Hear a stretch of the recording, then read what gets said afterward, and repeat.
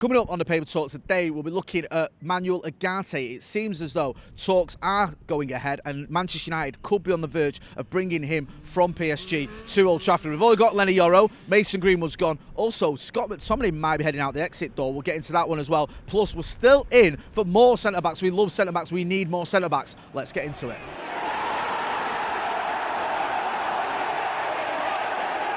Jay here, Stretford, Paddock. This is the Paper Talk. As you can see, I'm outside Old Trafford and the weather, it's pretty sunny, so I don't think you'll need your parkers. Loads of stories to get into. We're going to be talking about Manuel Ugarte, talking about Scott McTominay potentially leaving, Mason Greenwood's gone, Lenny Yoro's here. What is going on with the Ligt and Branthwaite as well? Could that still be on the horizon? We'll get into all that, so make sure you are hitting like, share and subscribe. Right, first of all, let's talk about what he's already done, what we know. Well, there's no speculation. It's all confirmed. It's a done deal. Lenny Yoro has joined Manchester United, a contract till 2029 with an option of extending it for a further year. All the announcement videos dropped at around 8 o'clock yesterday evening. Great to see. A much sought after player, highly rated, all that jazz. Didn't think we were going to get him. Looked like he was going to Madrid, but Manchester United have prevailed. Ineos have prevailed, and it's a bit of a coup in it, getting a player of the calibre of Lenny Yoro, especially when he was wanted by Real Madrid, who, when you go there, you're pretty much guaranteed a Champions League win, aren't you? So great to see him arrive at Old Trafford.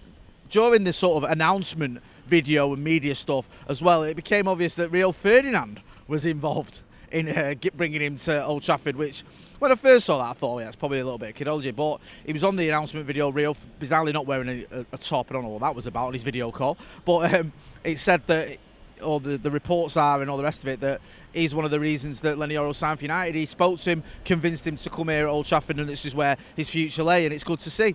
Why not? Get legends involved in bringing players to Manchester United. If it works, it works, and in this case, it certainly hasn't hurt. So Lenny Yoro is going to be a Manchester United player. Well, he is a Manchester United player. We're going to see him play for Manchester United until at least 2029, like I said, with that option for a further deal, which is good because people looking at the fee and going, 62 million euros, I think it's up to 62 million euros. A lot of money for an 18-year-old who's played about 70 games, I think, in his career, but in his professional career.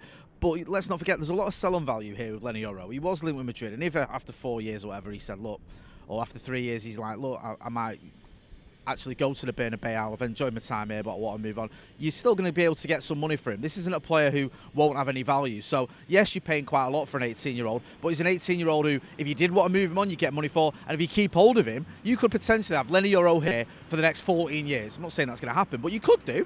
For all we know, he could end up playing here till his mid-30s or his early 30s. And if that's the case, then 62 million euros for a player that's here for that time would be a bit of a bargain. And if you get money for him, then there's no harm. So it makes sense to me. I know it's a lot of money for a kid, but this is a kid who, according to everyone who's watched him, says he's generational, a generational talent. I know those words are bandied around quite a lot, but I think in this case, it's very appropriate. Also, what we do know is Mason Greenwood's left. He's gone to Marseille.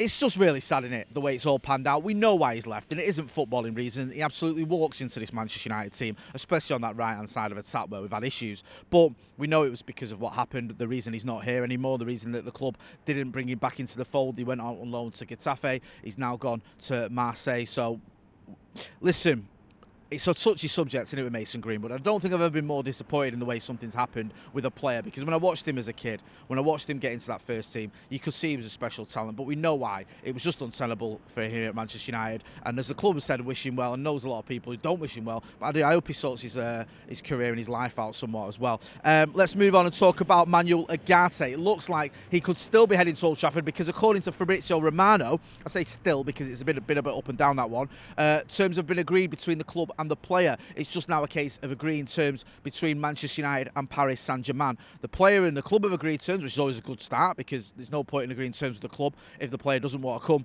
Now Manchester United have to agree a fee with PSG. Now, there were some figures being sort of mentioned in the region of 59 million quid. I don't think that's going to happen.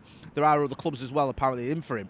But it looks like Manchester United are in pole position. Some of this may depend on whether United can move players on, though. There is talk that perhaps Manchester United would need to move players on, and Scott McTominay is one of those players who's been linked with a move away. I saw this in the Evening Standard, and I think it's been reported elsewhere. I think it might have come from the Sun as well, but hashtag don't buy the Sun, saying that Scott McTominay is wanted by Spurs. I don't know if he's going to end up going to Spurs. I don't know whether Manchester United might look at it and go, look, us and Spurs are in a top four race. Do we really want to be giving them a player who might help them get the top four?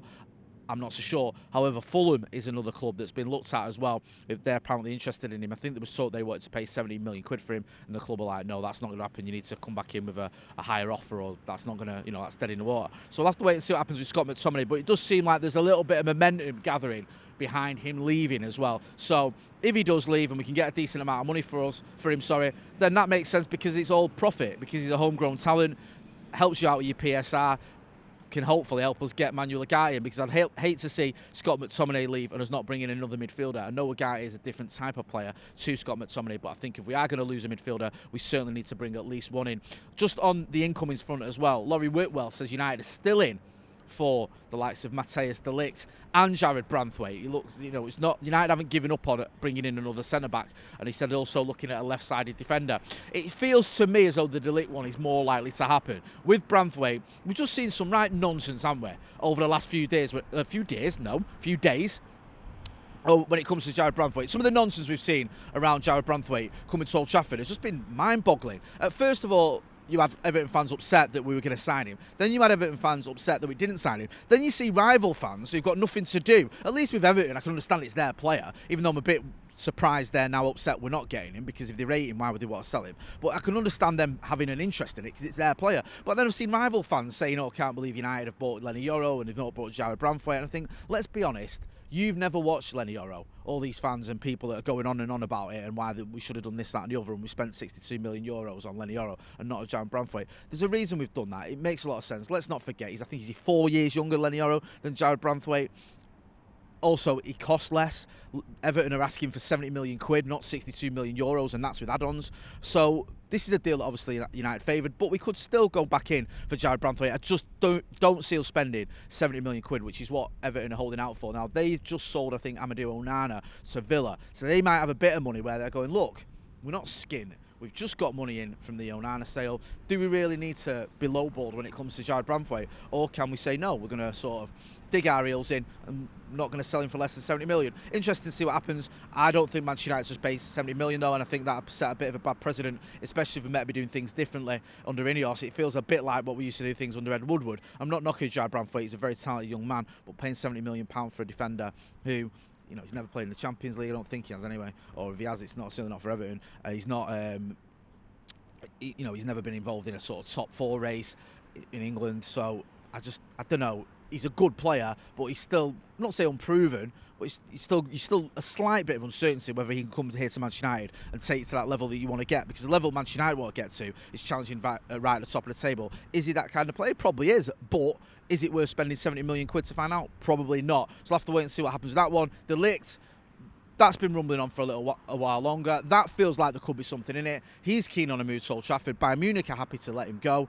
It's just, again, it's about the fee. I think Bayern Munich were hoping for around 50 million euros. Manchester United looking to pay around 40 million euros. But as Laurie Whitwell saying there, we're still interested in him. So we'll keep you posted on either of those ones. Hopefully there'll be a bit of a development. We've got Lenny Yoro. Mason Greenwood has left. We'll wait and see what's happening with Manuel Ugarte, wait and see what's happening with Matthias de Ligt, and potentially as well Jared Branthwaite, also Scott McTominay. There could be something happening there. So when we do hear anything, as always, we will keep you posted. So make sure you are hitting like, share, and subscribe. We're going to be back later on with The Brew. Uncle Webby is joining me and Steve on that one, so make sure you check that out. It's always a hilarious encounter when Webby joins us with his tales of a bygone era supporting Manchester United. I've been Jay Motty. This has been The Paper Talk. Thanks for watching.